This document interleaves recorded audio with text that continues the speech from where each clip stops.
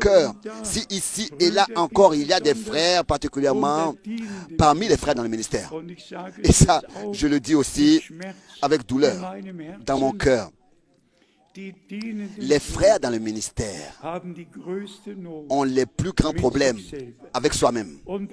Et particulièrement quand ils veulent être quelque chose. Ils veulent avoir un appel, comme frère Franck, aller de ville en ville, comme frère Franck, voyager. Non! Les propres avis, les propres opinions apparaissent là où les hommes n'ont pas encore reçu la pleine révélation de la parole de Dieu et de la volonté de Dieu. Soyez sincères. Est-ce que parmi nous, il y aurait ne serait-ce qu'un seul qui aurait un autre avis sur la parole de Dieu? Dites-moi, en un seul point, dites-moi non. Les sentiments qui étaient en Christ doivent habiter en nous tous.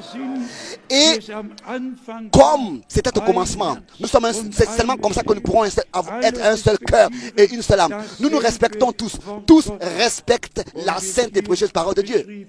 Comme c'est écrit ici, si quelqu'un est d'un autre avis, qui se laisse éclaircir ça par Dieu. Demande à Dieu de t'éclaircir, de te donner la réponse par sa parole qui demeure éternellement. Mais ne sois pas convaincu que toi tu as raison et de commencer maintenant à vouloir enseigner les autres. Et c'est comme ça qu'on reçoit différentes réponses par différents frères. Bien-aimés frères et sœurs, je ne sais pas ce que cela signifie pour vous, mais pour moi, ça fait 55 ans. 55 ans aux nuits et jours, que ce soit en vol, que ce soit que j'ai écrit, que ce soit ici et là, partout. Il n'y avait qu'un seul objectif et un seul sens dans ma vie dans les 55 années passées. Tout le reste était des choses secondaires. J'avais qu'un seul objectif. C'était que cette parole précieuse révélée, le dernier message, que je puisse le porter. Et c'est peut-être raison que je ressens la douleur à cause de toutes ces interprétations, à cause de toutes ces erreurs. Laissez-moi aussi encore dire cela dans l'amour. Dans beaucoup de villes, il y a plusieurs églises, plusieurs assemblées.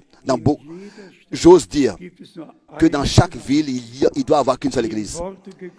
Et je vous dis que réellement, il n'y en a qu'une seule qui est vraiment fondée dans l'église, dans la parole.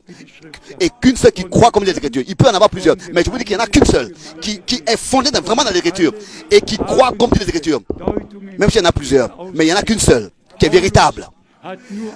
Paul a adressé ses épîtres à Colossiens, en Éphésiens, seulement à une seule église. Il n'a pas écrit plusieurs épîtres à plusieurs églises dans Éphèse. Mais à Éphèse, une seule église, une seule épître pour l'église.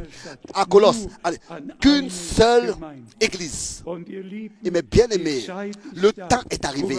Nous ne pouvons pas continuer à faire ce qu'on veut. Nous devons prendre la parole de Dieu au sérieux et nous examiner nous-mêmes. Et celui aussi qui, dans ces choses-là, est d'un autre avis, qui se laisse enseigner par Dieu, par la sainte et précieuse parole de Dieu. Et si un frère dit, oui mais moi aussi j'ai le droit de fonder une église, je ne suis pas dans la même ville, etc. Oui, de tels gens ne sont pas normaux. Ils ne savent pas ce qu'ils disent. Ils habitent dans la même région, mais oui, on n'est pas dans la même ville. Non, le Seigneur, lui, c'est lui qui décide. Il est écrit qu'il a établi dans l'église. Pas quelqu'un qui vient et qui dit, mais moi aussi je vais faire une église à côté. Moi aussi je vais aller dans... Non, arrête. Reviens à Dieu et à sa parole.